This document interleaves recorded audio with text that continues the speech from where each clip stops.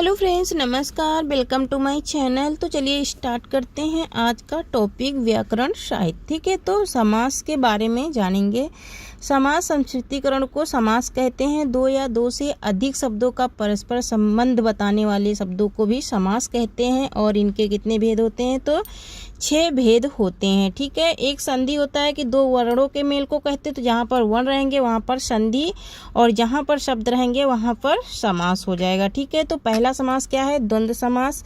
दूसरा है द्विगु, तीसरा है तत्पुरुष, और चौथा है कर्मधारय, पांचवा है अव्ययीभाव, और छठा क्या है? बहुब्रीहि समास। तो ये हमारे 6 क्या होते हैं? समास होते हैं। ओके, नेक्स्ट देखेंगे, पहला ही द्वंद्व समास का डेफिनेशन देखेंगे। जिस समास में पूर्व पद, पूर्व माने पहला पद, और उत्तर पद दोनों ही प्रधान होते हैं, मतलब कि दोनों पद इसके क्या होते हैं? प्रधान होते हैं, वो क्या होता है? द्वंद्व समास होता है। ठीक है, द्वंद्व समास की ट्रिक क्या है? द्वंद्व समास में अधिकतम योजक चिन्ह का क्या होता है? लोप होता है। ठीक है, दूसरी ट्रिक इसकी क्या है कि द्वंद्व समास में और विभक्ति का लोप होता है ना। क्या होता है? एक तो योजक चिन्ह आता है और दूसरा क्या रहता है? और रहता है। विग्रह करने पर क्या होता है? और शब्द लग जाता है। ठीक है, किसमें? द्वंद्व समास में। ठीक है, तो यहाँ पर इसकी एक तो ट्रिक है हमारी योजक चिन्ह के द्वारा पहचानने की, और दूसरी ट्रिक हमारी क्या है? तो दूसरी है हमारी और के द्वारा पहचानने की। ठीक है, इन शब्दों में क्या लगा रहता है? जैसे माता, पिता, भाई, बहन, है ना। तो भाई बहन सब में योजक चिन्ह लगा रहता है ना। जैसे शब्दयुग्म वाले चिन्ह होते हैं, अधिकतर शब्दयुग्म वाले जो चिन्ह होते हैं वो भी द्वंद्व समास के अंतर्गत आते हैं। ठीक है, तो ये द्वंद्व समास हमें पहचानने के लिए बहुत ही क्या है? आसान है, क्योंकि अधिकतम शब्दों में द्वंद्व समास में क्या लगा रहता है? योजक चिन्ह लगा रहता है। ओके, तो योजक चिन्ह लगे रहने से भी हम, अगर हमें हमारी समझ में नहीं आता है तो हम द्वंद्व समास को पहचान सकते हैं। ओके, अगर योजक चिन्ह नहीं है तो और भी लगा रहेगा विग्रह करने पर। जैसे कि यहाँ पर देखो, राम और सीता ना, तो राम सीता में योजक चिन्ह लगाया हमने। ठीक है, हमने योजक चिन्ह लगाया और हम विग्रह करेंगे तो क्या लिखेंगे? राम और सीता। यहाँ पर कुछ उदाहरण है। क्या है? पहला माता पिता, है ना। तो विग्रह हमने किया तो क्या हो गया? माता और पिता।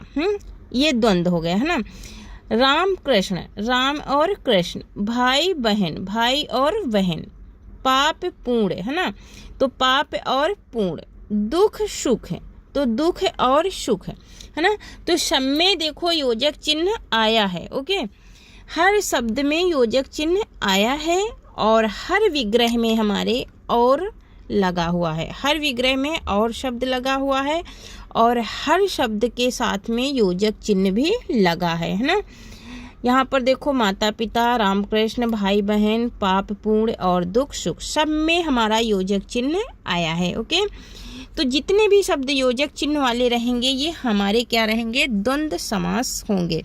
अगर आ जाए दिन दिन, है ना, तो दिन दिन नहीं होगा। ठीक है, दिन दिन नहीं होगा, तब वो क्या हो जाएगा? अव्ययीभाव समास होगा। दिन दिन, रात रात, ये अव्ययीभाव समास में आता है। ठीक है, द्विगु समास। ओके, दूसरा है द्विगु समास। जिस समास में पूर्व, पूर्व माने पहला, ठीक है, संख्यावाचक हो, द्विगु समास कहलाता है। मतलब कि जो पहला शब्द रहेगा हमारा संख्यावाचक रहेगा, मतलब कि संख्या का बोध कराएगा। द्विगु समास में संख्या की प्रधानता होती, मतलब कि वो प्रधान होता है। संख्या, संख्या जो होती है वो प्रधान रहती है। जैसे यहाँ लिखा है नवरत्न, है ना, तो 9 किसका बोध करा रहा है? 9 संख्या का बोध करा रहा है। किसका बोध करा रहा है?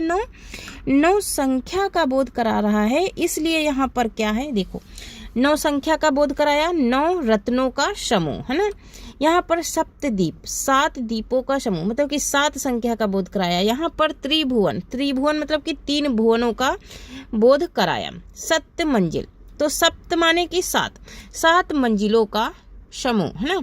7 मंजिली कोई इमारत हो सकती है। ठीक है, नेक्स्ट है हमारा तीसरा कर्मधारय। जिस समास में पूर्व पद विशेषण और उत्तर पद विशेष हो उसे क्या कहते हैं? कर्मधारय समास कहते हैं। ओके, और इसमें ट्रिक क्या है हमारी? विशेषता बताने वाले समास को, विशेषता बताने वाले समास को कर्मधारय समास कहते हैं। ओके, जैसे यहाँ पर है काली मिर्च, तो काली क्या है? हमारा विशेषण है, और मिर्च है उसकी क्या बता रहा है? विशेषता को, मतलब कि काली क्या कैसी है, मिर्च काली है, ठीक है। तो काली की विशेषता को बता रहा है कि मिर्च काली है, और मिर्च क्या है, विशेष हो गई, ठीक है। मिर्च क्या हो गई, विशेष हो गई।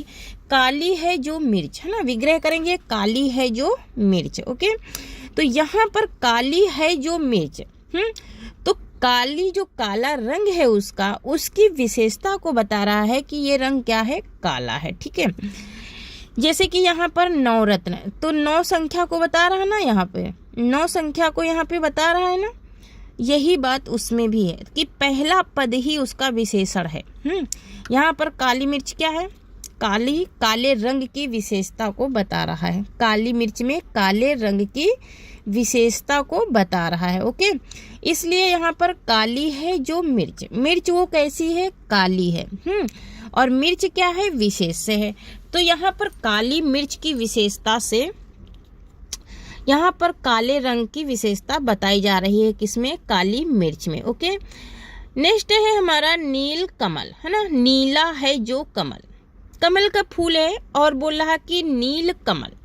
तो नील कमल में क्या है, यहाँ पर जो कारक चिन्ह है वो लुप्त है, लेकिन यहाँ पर दिख रहा नीला है जो कमल, कमल का फूल है जो वो क्या है, नीला है, ठीक है। यहाँ पर नीले रंग की विशेषता बताई जा रही है, किसमें, कमल के फूल में, ओके। तो यहाँ पर नील कमल का मतलब हो गया नीला है जो कमल, और नीले रंग की विशेषता को यहाँ पर बताया जा रहा है कि नीले रंग का वो कमल का फूल है, ओके। नेक्स्ट है हमारा पीतांबर। तो पीतांबर, ये इसमें 2 समास होते हैं पीतांबर में, ठीक है। तो पीत है अंबर जिसका, तो ये गलत है, ठीक है, ये बहुब्रीहि में आएगा, ये टाइपिंग हो गया थोड़ा मिस्टेक, ठीक है। तो ये बहुब्रीहि में आएगा, पीला है जिसका अंबर, मतलब कि भगवान शिव। तो यहाँ पर नेक्स्ट है हमारा अव्ययी भाव समास। अव्ययी भाव समास, जिस समास में पूर्व माने पहला, ओके, पूर्व माने पहला, अव्यय हो और अव्ययी भाव समास कहलाता, वही अव्ययी भाव। इसके नाम से ही पता चल रहा है कि इसमें अव्यय लगे शब्द आते हैं, ठीक है। ट्रिक इसकी क्या है, तो प्रत्येक उपसर्ग वाला शब्द, कैसा, प्रत्येक उपसर्ग वाला शब्द अव्ययी भाव कहलाता है ना। प्रत्येक उपसर्ग वाला शब्द क्या कहलाता है, अव्ययी भाव कहलाता है। जैसे यथा स्थान, यथा यहाँ पर क्या लगा हुआ है, अव्यय लगा हुआ है ना, जो यथा शब्द है वो हमारा अव्यय है, ठीक है। तो यथा स्थान मतलब कि स्थान के अनुसार, स्थान के अनुसार। आजीवन, आजीवन में क्या लगा है, उपसर्ग लगा है, ठीक है। तो यहाँ पर आ उपसर्ग लगा है, तो जीवन भर, ठीक है, विग्रह करेंगे जीवन भर। प्रतिदिन, प्रतिदिन में भी प्रति उपसर्ग लगा है, तो प्रत्येक दिन, ठीक है। यथा समय, समय के अनुसार, ठीक है। तो यहाँ पर जो यथा है ये हमारा अव्यय है, लेकिन प्रतिदिन जो है, प्रतिदिन में उपसर्ग लगा हुआ है, ठीक है।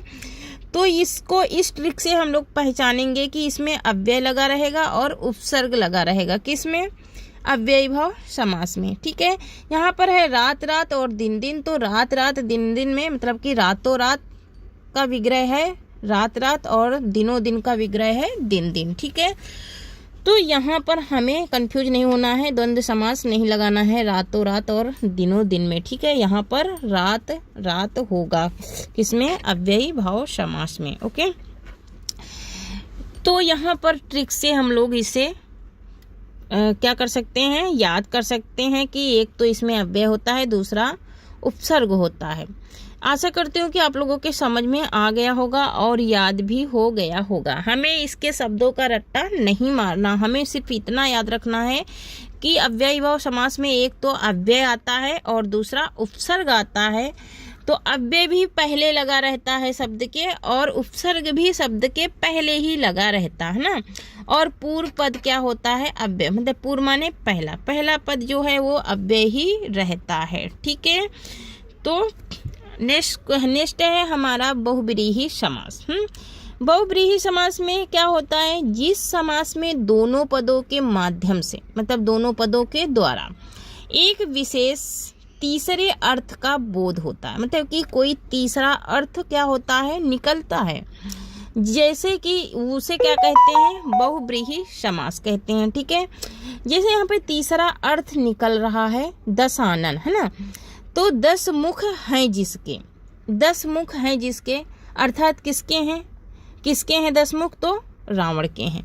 किसके हैं 10 मुख, तो रावण के 10 मुख हैं। ओके, तो अर्थात रावण, रावण यहाँ पर तीसरा अर्थ निकला हुआ है। ठीक है, रावण जो है तीसरा अर्थ निकला हुआ है। ओके, तो दशानन मतलब कि 10 मुख है जिसके, वो है कौन, रावण है। नीलकंठ, नीला है कंठ जिसका, अर्थात कौन है, शिव जी, है ना।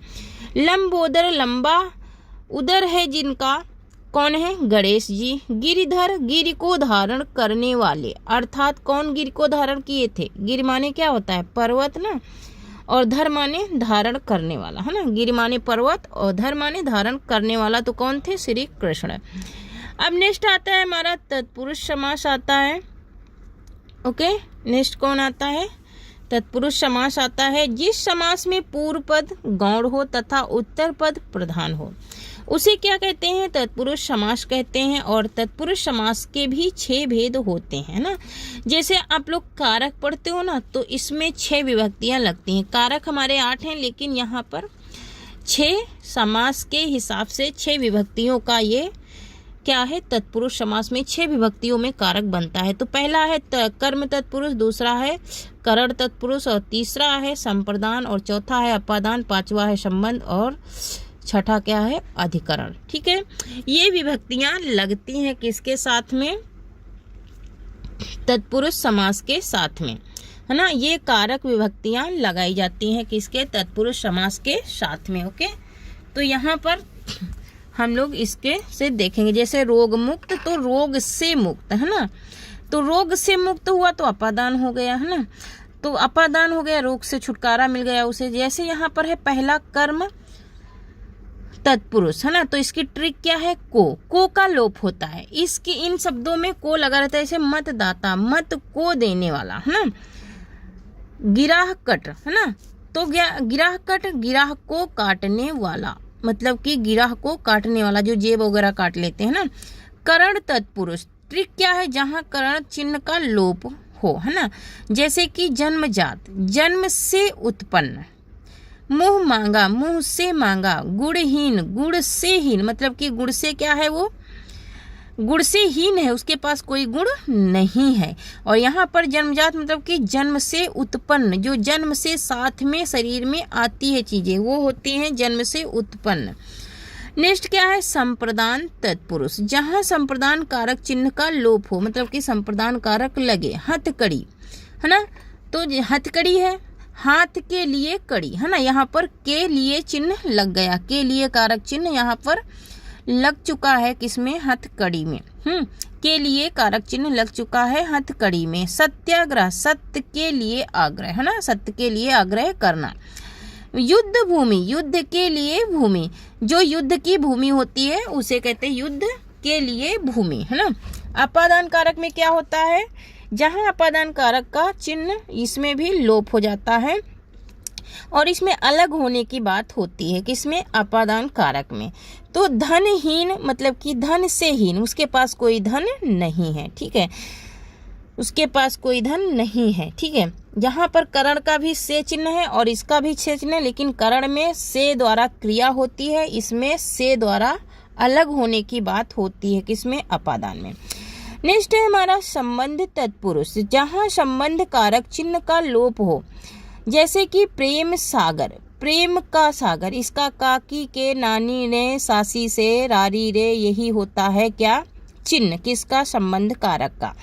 तो प्रेम सागर, प्रेम का सागर, है ना, प्रेम का सागर। दिनचर्या, दिन की चर्या, दिन कैसा रहा।